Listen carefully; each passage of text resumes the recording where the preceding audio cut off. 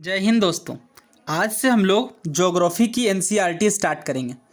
देखिए, ज्योग्राफी के लिए अगर मैं बताऊं तो आपको 6th to 10th तक की उतनी नेसेसरी नहीं है, क्योंकि 11th 12th में लगभग सारी चीज़ें 6th to 10th तक की ओवरलैपिंग है, पहली बात। और दूसरी चीज़ तो ये, अगर कोई माइनर इन्फॉर्मेशन, छोटी मोटी सी अगर कोई इन्फॉर्मेशन है और अगर वो छूट जाती है तो प्रीवियस ईयर क्वेश्चन के तहत वो कवर हो जाएगी। ठीक है, तो 11th 12th की ज्योग्राफी को हम लोग बहुत तसल्ली के साथ, बहुत इत्मीनान से करेंगे। और जैसा कि आपको पता ही है, हर चैप्टर के एंड में प्रीवियस ईयर क्वेश्चन करेंगे। सबसे अच्छी अप्रोच ये होती है, मैं आपको बार बार कहता हूं। और जब एक बार आप यूपीएससी के जो अलग अलग एग्जाम, देखिए स्टेट पीएससीज और एसएससी और रेलवेज, इन सब का पेपर थोड़ा डिफरेंट है अगर आप देखें तो। लेकिन जो सीरियस है, जो सिविल सर्विसेज है, एनडीए हो गई आपकी, सीएपीएफ है, यूपीएससी सीआईएसएफ जो होती है, सीआईएसएफ एसी, और इतने सारे जो एग्ज़ाम्स हैं, इसके अलावा और भी एग्ज़ाम्स हैं जैसे ईपीएफओ हो गई, ओके, और आपकी आईईएस हो गई, जियो इंजीनियरिंग हो गई। ये सब जो एग्ज़ाम्स हैं, ये इन सब में सिलेबस काफ़ी ज़्यादा ओवरलैपिंग है। और होता क्या है, अगर मैं आपको एग्जांपल दूं तो सिविल सर्विसेज 2022 में बहुत सारे ऐसे क्वेश्चन थे जो सीडीएस से इंस्पायर्ड थे, है ना। और साइंस के इनफैक्ट कुछ क्वेश्चन थे जो एनडीए, काफ़ी पुराने एनडीए के सवाल थे, और वो सब मैंने आपको दिखा भी दिया ऑलरेडी। आपने देखी होगी वो वीडियो, जब मैंने दिखाया 30-35 सवाल तो प्रीवियस ईयर क्वेश्चन से थे। तो देखिए, मैं बार बार कहता हूँ, अगर आप सिविल सर्विसेज के लिए प्रिपेयर कर रहे हैं तो ये चीज़ आपको मस्ट पता होनी चाहिए कि बहुत सारे क्वेश्चन प्रीवियस ईयर से आते हैं। इनफैक्ट अगर आप देखें तो जिनके मार्क्स 130 तक जाते हैं प्रीलिम्स में, उनके पास कोई खास स्ट्रेटजी नहीं होती, कोई अलग से बहुत कुछ नहीं करते, बट द थिंग इज उनके पास बहुत अच्छी क्लैरिटी होती है प्रीवियस ईयर क्वेश्चन की। चाहे वो गोल्डन महसीर वाला क्वेश्चन हो, या फिर वो पॉलिटी का कुछ क्वेश्चन हो, या इकोनॉमिक्स का क्वेश्चन हो, जो रिपीटेड क्वेश्चन है वो उन्हें काफ़ी अच्छे से कर लेते हैं। तो हमारा मोटिव यही है, लेकिन बहुत डिटेल में कॉन्सेप्ट पर बात करेंगे, उसके बाद ही हम लोग क्वेश्चन करेंगे। तो ये फिजिकल ज्योग्राफी वाली बुक है, वेरी पॉपुलर बुक, और बहुत सारे क्वेश्चन देखिए यहाँ से आते हैं। और इसके अलावा कुछ टॉपिक ऐसे हैं जैसे लैंडफॉर्म हो गए, और आपके जो एंड में जो क्लाइमेट होते हैं जैसे सवाना टाइप और बाकी जगहों के जो क्लाइमेट होते हैं वर्ल्ड के, उन सब चीज़ों को हम लोग जीसी लियोंग से कवर करेंगे।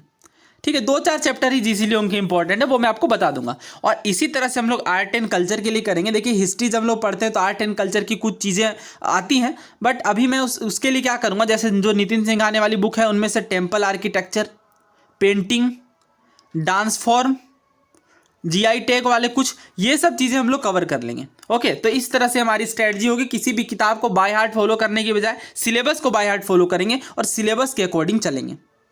तो चलिए, अब बहुत बातें हो गई, हम लोग स्टार्ट करते हैं चैप्टर से। हमारा पहला चैप्टर यहाँ पे, सबसे पहले कंटेंट देख लेते हैं।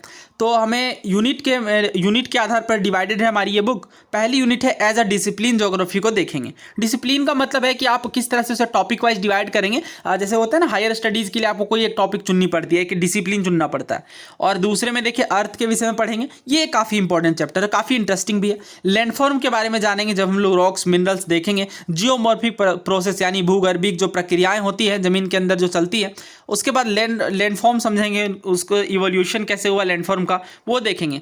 क्लाइमेट काफ़ी इंपॉर्टेंट टॉपिक है, इसी में हम लोग एटमॉस्फेयर के स्ट्रक्चर को देखेंगे, सोलर रेडिएशन, हीट बैलेंस के बारे में समझेंगे। उसके बाद एटमॉस्फेरिक सर्कुलेशन, इससे सिविल सर्विसेज में काफ़ी सारे क्वेश्चन आते हैं क्लाइमेट से। वर्ल्ड क्लाइमेट को समझेंगे और क्लाइमेट चेंज क्यों हो रहा है ये भी देखेंगे। इसके बाद देखिए वाटर से क्वेश्चन आया रिसेंटली। ओके, तो बहुत बार सिविल सर्विसेज में क्वेश्चन आ रहे हैं इनसे, मूवमेंट ऑफ ओशन वाटर से। उसके बाद हमारा एंड वाला जो चैप्टर होगा कि जीवन में अर्थ में जीवन कैसा है, और बायोडाइवर्सिटी और कंजर्वेशन के विषय में बात करेंगे। और इन्वायरमेंट और इकोलॉजी के लिए क्या करेंगे, पहले ये ज्योग्राफी कंप्लीट हो जाएगा, फिर इन्वायरमेंट एंड इकोलॉजी के लिए भी हम लोग इंपॉर्टेंट चैप्टर टॉपिक वाइज करते जाएंगे, जैसे बायोडाइवर्सिटी हो गई और भी चीज़ें जो यहाँ पे ओवरलैपिंग नहीं है। तो ये हमारा पहला अध्याय है, geography as a discipline, not so important for exam, but the thing is ये चैप्टर आपका बेस बना के देगा। कुछ चीज़ें यहाँ बहुत काम की हैं जो आप सीखेंगे।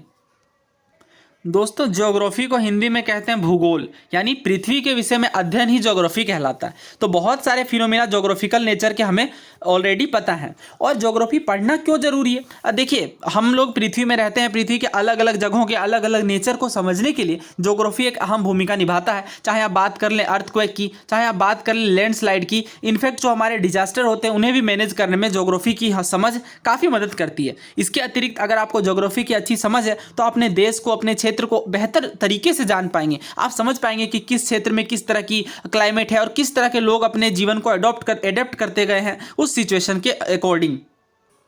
दोस्तों अगर कोई आपसे पूछे कि भूगोल है क्या, व्हाट इज ज्योग्राफी, तो आपका आंसर होगा it can be said that geography is the description of the earth, यानी पृथ्वी की एक डिस्क्रिप्शन है। कितने देखिए एनसीईआरटी की यही खूबसूरती होती है, बहुत गागर में सागर भरने वाली बात है, बहुत कम शब्दों में बहुत बेटर डिस्क्रिप्शन दिया गया है। तो यहाँ पे बात की जा रही है कि अर्थ के डिस्क्रिप्शन को ज्योग्राफी कहा जाता है और ज्योग्राफी शब्द को कॉइन करने का श्रेय जाता है इरेटोस्थनीज को। देखिए ये बात आपके एग्जाम के लिए इंपॉर्टेंट है कि who coined the term geography, तो आंसर होगा इरेटोस्थनीज, और जो कि ग्रीक स्कॉलर हैं। और जैसा कि हमें पता है ये ग्रीक लैंग्वेज के दो वर्ड से डिराइव हुआ है, जियो यानी कि अर्थ और ग्राफोस का मतलब डिस्क्रिप्शन। तो जैसा कि मैंने आपको बताया पृथ्वी का अध्ययन ही क्या कहलाता है, ज्योग्राफी। दोस्तों यहाँ पे अगर आप देखें तो ज्योग्राफी के फील्ड की बात की जा रही है। जैसे हर एक टॉपिक चाहे वो मेट्रोलॉजी हो या हाइड्रोलॉजी हो, इसे ज्योग्राफी के पर्सपेक्टिव से अध्ययन किया जा सकता है। जैसे क्लाइमेटोलॉजी के अंतर्गत आप क्लाइमेट के विषय में पढ़ते हैं, जिसकी एक अलग से शाखा है मेट्रोलॉजी। इसी तरह से ओशेनोग्राफी में आप हाइड्रोलॉजी के बारे में समझते हैं, यानी वाटर मूवमेंट और वाटर को अध्ययन करते हैं। इसी तरह से पेडोलॉजी है जो कि सॉइल ज्योग्राफी कहलाती है। तो आप समझ सकते हैं ज्योग्राफी जो as a subject wide application है, अलग अलग विषयों में अलग अलग माध्यमों से आप ज्योग्राफी को समझ सकते हैं।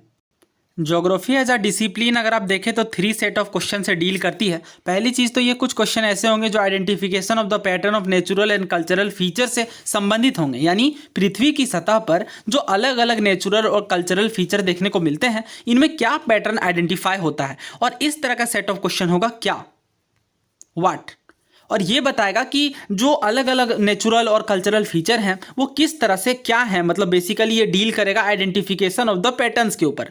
इसी तरह से दूसरे सेट ऑफ क्वेश्चन की बात करें तो ये नेचुरल और ह्यूमन कल्चरल फीचर्स के डिस्ट्रीब्यूशन से डील करता है, यानी वेयर का मतलब कि ये चीज़ें कहाँ पर डिस्ट्रीब्यूट हैं। और इसी तरह से अगर आप देखें तो तीसरे सेट ऑफ क्वेश्चन में बात की जाती है explanation of the casual relationship between features and the processes of phenomena. तो ये जो है ये वाई से डील करता है, यानी ये जो रिलेशनशिप है फीचर और प्रोसेस के बीच ये क्यों है। तो basically in 3 set of question से डील करने के लिए हम लोग ज्योग्राफी को ब्रांचेज में डिवाइड करते हैं। दोस्तों अगर बात करें ज्योग्राफी के ब्रांचेज की तो मेनली 2 ब्रांच आपको देखने को मिलेंगे, पहला सिस्टमेटिक और दूसरा रीजनल। तो जो सिस्टमेटिक ज्योग्राफी है ये अप्रोच करती है जनरल ज्योग्राफी के साथ कि किस तरह से मतलब ज्योग्राफी का इंट्रोडक्शन और बाकी चीज़ें, मतलब ये बेसिकली डील करती है जनरल ज्योग्राफी के से सामान्य भूगोल से। और ये चीज़ें क्या है अभी हम लोग देखेंगे, बट इसे इंट्रोड्यूस करने का श्रेय जाता है अलेक्जेंडर वोन हम्बोल्ट को। ये आपसे कोई पूछेगा नहीं बट फिर भी आप ध्यान रख सकते हैं कि अलेक्जेंडर वोन हम्बोल्ट के द्वारा जनरल ज्योग्राफी का इंट्रोडक्शन दिया जाता है, जो कि एक जर्मन ज्योग्राफर है। और जबकि जो रीजनल ज्योग्राफी है इस अप्रोच को डेवलप किया जाता है दूसरे जर्मन ज्योग्राफर जो कि हम्बोल्ट के ही कंटेम्पररी हैं, नाम है कार्ल रिटर। ओके, एक बार फिर से रिकॉल कर लेते हैं। देखिए ज्योग्राफी की अगर हम लोग बात करें यहाँ पे मेनली ब्रांचेज की, तो 2 तरह के देखने को मिलते हैं। पहला होता है सिस्टमेटिक, दूसरा होता है रीजनल। और अगर आप सिस्टमेटिक के अंतर्गत देखें तो इसे डेवलप करने का श्रेय जाता है हम्बोल्ट को, और यहाँ पे जाता है रीजनल वाले में रिटर को। अब फर्क क्या है दोनों में, जो अभी हमने 2 तरीके की बात की, पहली तो सिस्टमेटिक और दूसरी यहाँ पे हमने बात की रीजनल। ये जो 2 ब्रांचेज हैं इनमें डिफरेंस क्या देखने को मिलता है वो देखिए। मान लीजिए आपको पढ़ना है नेचुरल वेजिटेशन के विषय में कि किस जगहों में किस तरह की प्राकृतिक जो वेजिटेशन होते हैं ना, जो अलग अलग तरह के फॉरेस्ट हो गए और जो डिफरेंट चीज़ें हैं, इनको स्टडी करने के लिए आप बेसिकली 2 तरीके का यूज़ करेंगे। पहला तो ये है जैसे आपने पढ़ा पहले equatorial rain forest, soft wood conical forest, monsoon forest, इस तरह से अलग अलग चीज़ों के विषय में पढ़ा, इसके बारे में आइडेंटिफाई किया, आपने डिस्कस किया और इस तरह से आपने स्टडी की। ओके, लेकिन यहाँ पे अगर आप देखें तो ये अभी हमने बात की है सिस्टमेटिक अप्रोच की, लेकिन जब आप दूसरे अप्रोच को देखेंगे जो कि रीजनल अप्रोच है, तो यहाँ पे आपको क्या करना पड़ेगा, the world is divided into region at different hierarchical level, यानी जो वर्ल्ड है उसे डिफरेंट रीजन में डिवाइड कर दिया जाएगा। इसके बाद ज्योग्राफिकल फिनोमिना को एक पर्टिकुलर रीजन के बारे में स्टडी किया जाएगा। जैसे मान लीजिए वर्ल्ड है, इसमें आपने अलग अलग रीजन में डिवाइड किया, एक पर्टिकुलर रीजन को उठाया जाएगा और इसके बारे में, इसके ज्योग्राफिकल फीचर्स के बारे में स्टडी किया जाएगा। ठीक है, ये तरीका कौन सा, ये रीजनल है क्योंकि ये क्षेत्रीय है। ओके, लेकिन अगर आप जनरल में देखें, जो कि अभी हमने जिसकी बात की भी, जिसका नाम है सिस्टमेटिक ब्रांच, तो सिस्टमेटिक ब्रांच के तहत आप क्या करेंगे, सिंपली उस रीजन को आप, जैसे आपको मान लीजिए पढ़ना है किसी पर्टिकुलर फैक्ट के बारे में, जैसे नेचुरल वेजिटेशन के विषय में, तो आप पूरे के पूरे वर्ल्ड को नेचुरल वेजिटेशन के आधार पर क्लासीफाई कर देंगे। जैसे कोनिकल है, अलग अलग जगहों पे अलग अलग वो अभी हम लोग देखेंगे ही। तो जब आप अलग अलग क्लासीफाई कर देंगे उसके बाद स्टडी करेंगे तो ये सिस्टमेटिक अप्रोच होगी। बहुत सिंपल चीज़ है। लेकिन जब आप एक रीजन को पकड़ करके उसके जो अलग अलग फीचर्स है इसे पढ़ेंगे तो ये सिस्टमेटिक नहीं होगी। ओके, ये आप यहाँ पे नाम पढ़ सकते हैं, ये सिंपली आपकी कहलाएगी रीजनल, क्योंकि आप क्षेत्र के आधार पर पढ़ाई कर रहे हैं। तो आई होप आप समझ गए हैं कि रीजनल ज्योग्राफी उतनी फ़ायदेमंद नहीं है अगर आप देखें सिस्टमेटिक अप्रोच के मुकाबले तो, क्योंकि रीजनल अप्रोच में क्या आप एक क्षेत्र के विषय में पर्टिकुलर चीज़ें देखते हैं, लेकिन जब आप सिस्टमेटिक अप्रोच से समझते हैं तो एक ही चीज़ को पकड़ करके एक पर्टिकुलर क्लाइमेट को, एक पर्टिकुलर रेन फॉरेस्ट को, किसी भी चीज़ को लेकर के पूरे वर्ल्ड के विषय में देखते हैं कि इस पर्टिकुलर चीज़ पूरे वर्ल्ड में कहाँ कहाँ पर मौजूद है, कौन कौन से फीचर्स देखने को मिलते हैं।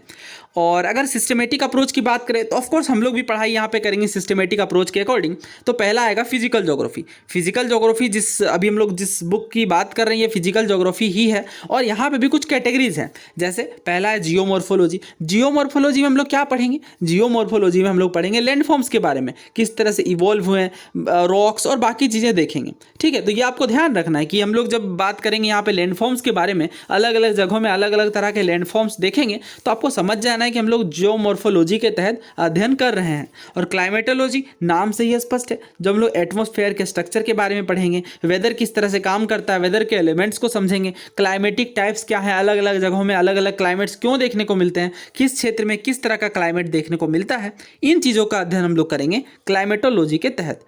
उसके बाद अगला देखिए हाइड्रोलॉजी। नाम से ही स्पष्ट है कि अर्थ के सरफेस में जो वाटर का रियल्म है इसके बारे में हम लोग हाइड्रोलॉजी के तहत पढ़ेंगे, और ओशन, लेक्स, रिवर्स, बाकी जो वाटर बॉडीज़ हैं इनके क्या इफेक्ट पड़ते हैं जीवन पर, इन चीज़ों को भी समझेंगे। और सॉइल ज्योग्राफी नाम से ही स्पष्ट है। ओके, सॉइल ज्योग्राफी में हम लोग किसके विषय में पढ़ेंगे? सॉइल किस तरह से फॉर्म हुए हैं, सॉइल का टाइप क्या है, फर्टिलिटी लेवल किस तरह से रहता है, इससे भी अगेन वेरी इंपॉर्टेंट ये है।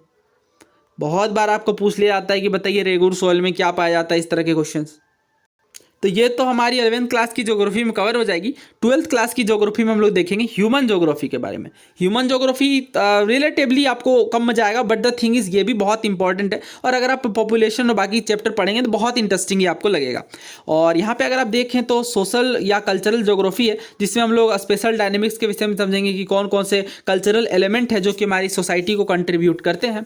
सेकेंड अगर आप देखें तो पॉपुलेशन और सेटलमेंट ज्योग्राफी, अगेन किस तरह से रूरल अर्बन ज्योग्राफी काम करती है, डिस्ट्रीब्यूशन, डेंसिटी, इन सब चीज़ों को कि अलग अलग जगहों पे अलग अलग पॉपुलेशन डेंसिटी क्यों देखने को मिलती है, माइग्रेशन क्यों एक इंपॉर्टेंट इशू है, ऑक्यूपेशनल स्ट्रक्चर किस तरह का है। ये बेसिकली थोड़ा इकोनॉमिक्स से भी संबंधित है, क्योंकि अगर आप देखें तो ऑक्यूपेशन वगैरह पर बात की जाएगी, और इसी तरह से हम लोग देखेंगे। इसके बाद इकोनॉमिक ज्योग्राफी जो कि बेसिकली डील करेगी, आप ये कह सकते हैं कि इकोनॉमिक्स से ही संबंधित है, क्योंकि agriculture, industry, tourism, transport, infrastructure वगैरह पर बातें करेंगे। हिस्टोरिकल ज्योग्राफी, अगेन ये देखिए हिस्टोरिकल प्रोसेस से भी ये डील करती है कि ऑफ कोर्स अलग अलग रीजन्स में, अलग अलग क्षेत्रों में अलग अलग हिस्टोरिकल एक्सपीरियंसेस हैं, जिसके बेसिस पे उनकी ज्योग्राफी भी प्रभावित होती है। और इसके अलावा टेम्पोरल चेंजेस भी देखेंगे, जो कि हिस्टोरिकल ज्योग्राफी के कंसर्न से संबंधित है। उसके बाद ह्यूमन ज्योग्राफी का अंतिम पार्ट है पॉलिटिकल ज्योग्राफी। यहाँ पे हम लोग पॉलिटिकल इवेंट्स के आधार पर देखेंगे, है ना, कि किस तरह से पॉलिटिक्स के आधार पर ज्योग्राफी डिवाइड हुई। ऑफ कोर्स ये भी बहुत ज़्यादा मैटर करता है, अलग अलग जगहों में अलग अलग क्षेत्रों में किस तरह से डिवीज़न हुआ। जैसे अगर इंडिया के कंटेक्स्ट में ही बात करें तो बहुत सारी स्टेट्स कमीशन आई हैं, आपको पता होगा कि किस तरह से हमारे जो सफ़र रहा है 28-29 राज्यों का, फिर अगेन 28 राज्य का। तो इस तरह की चीज़ों को हम लोग समझेंगे पॉलिटिकल ज्योग्राफी के तहत।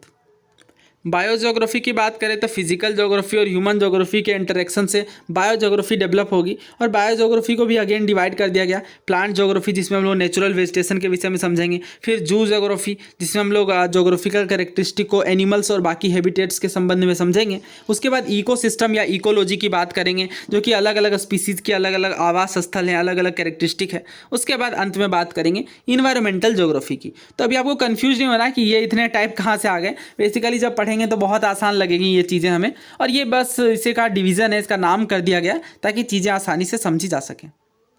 और जो दोस्तों अभी हमने सिस्टमेटिक को देख लिया, अब रीजनल में अगर आप देखें तो रीजनल विषय में हम लोग बात करेंगे फिलोसॉफी के बारे में, geographical thought, land and human interaction. ये चीज़ें हमारे बुक में डायरेक्टली डिवाइडेड नहीं है, बट द थिंग इज़ ये सारी चीज़ें ओवरलैपिंग हैं, राइट। कार्टोग्राफी यानी मैप्स का जो अध्ययन होता है, मैप्स के विषय में जो हम लोग समझेंगे। और भी चीज़ें होती हैं अलग अलग क्षेत्रों के आधार पर, जैसे फील्ड सर्वे मेथड क्या होता है, जियो इन्फॉर्मेटिक्स जिसमें जीपीएस वगैरह की बातें की जाती हैं। दोस्तों अब ये चैप्टर होता है ख़त्म। ऑब्वियसली इसमें कुछ ज़्यादा खास है नहीं, बस हमें एज अ डिसिप्लिन के बारे में बात की गई, कौन कौन से कैटेगरीज में ज्योग्राफी को डिवाइड किया गया है। तो ये सवाल कर लेते हैं। तो सबसे पहले क्वेश्चन में यहाँ पे पूछा जा रहा है कि विच one of the following scholars coin the term geography. तो ज्योग्राफी टर्म किसने दिया है? इरेटोस्थनीज ने। ओके, एरिस्टोटल नहीं, एरिस्टोस्थनीज। इसका आंसर सी है, इसका आंसर बी है, सॉरी। अच्छा, यहाँ पे इन्होंने ए बी ऐसे दे रखा है ना, तो इसका आंसर बी है, इरेटोस्थनीज। अगला क्वेश्चन देखिए, which one of the following feature can be termed as physical feature. Okay, port, plain, road और वाटर पार्क। तो अगर आप देखें पोर्ट, रोड और वाटर पार्क तो इंसान बनाते हैं ना, फिजिकल फीचर की बात की जा रही है जो प्राकृतिक हो। आंसर क्या होगा? प्लेन, मैदान। अगला क्वेश्चन देखिए, हमें इस पे मैच करना है। ओके, तो मीटेरोलॉजी अगर आप देखें तो क्या पॉपुलेशन ज्योग्राफी है, सॉइल ज्योग्राफी? नहीं, इसका आंसर होगा क्लाइमेटोलॉजी, क्योंकि मीटियोर्स के बारे में पढ़ेंगे और क्लाइमेट्स ये संबंधित है। डेमोग्राफी क्या होती है? पॉपुलेशन ज्योग्राफी है।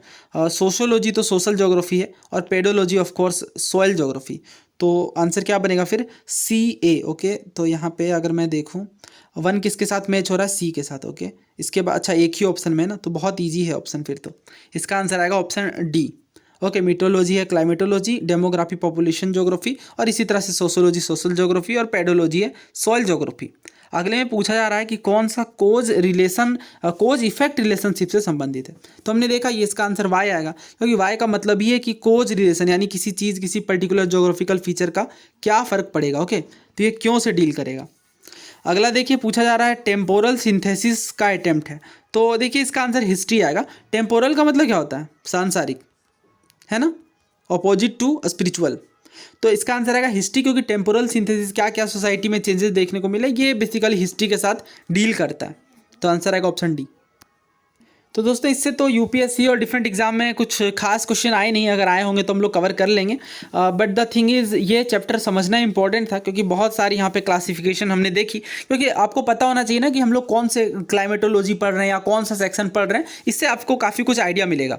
तो ये क्वेश्चन आप खुद से अटैम्प्ट भी कर सकते हैं, जो 30 वर्ड्स वाले हैं, ईजी क्वेश्चन है। अगर आपको कोई दिक्कत आएगी तो आप मुझसे जुड़ सकते हैं, टेलीग्राम के माध्यम से भी पूछ सकते हैं अपने सवाल, और यूट्यूब के कमेंट बॉक्स में भी आप लिख सकते हैं। उम्मीद है आपको ये वीडियो पसंद आई होगी, और अगर आप चैनल पर नए हैं तो आप बाकी के वीडियो जरूर चेक कर लें। PYQ सीरीज़ मैं कहूँगा आपको सबसे पहले चेक करने के लिए, क्योंकि वहाँ पर बहुत वैल्यूएबल वीडियोज़ मैंने बनाई हैं ऑलरेडी। और UPSC के जो डिफरेंट एग्जाम होते हैं और इवन स्टेट PSCs के कुछ अच्छे सवाल वो साथ में कंपाइल करके कवर करते हैं। Thank you so much.